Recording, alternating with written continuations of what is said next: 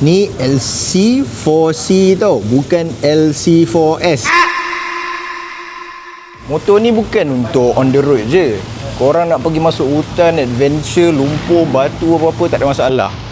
Inilah motornya, KTM 390 Adventure R.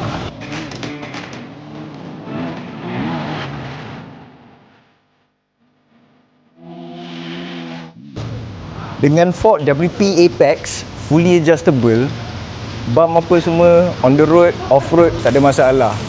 Suspension boleh klik 20-30 klik. Memang fully adjustable. Nak soft, hard, macam-macam korang boleh buat. 390 Adventure R ni boleh kira 60 off-road, 40 on the road lah.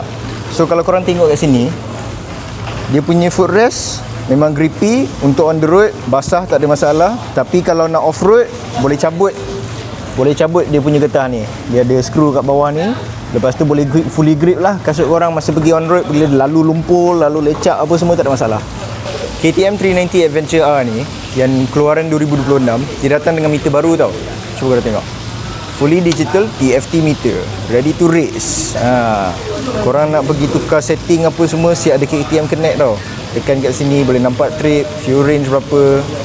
Tengok kat atas, riding mode semua boleh tukar, off-road, rain, street, semua ada, ready dekat di hujung jari.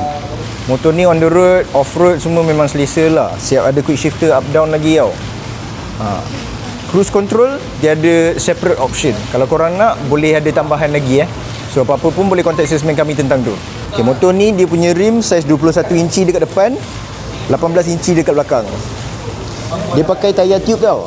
Tapi kenapa? Mesti korang tanya, kenapa pakai tayar tube? Kalau korang selalu pergi riding adventure, pergi off-road ni, mesti korang pernah lah nak kena puncture ke apa. Kalau tayar tube ni lagi senang nak tukar. Dia bukan macam tayar tubeless. Tubeless nanti korang kena pergi patch lah, nak isi angin pun susah. Tayar tube memang kurang sikit masalah. Dengan fuel tank 14 liter, orang lain dah bawa jauh-jauh, kena berhenti kat petrol station.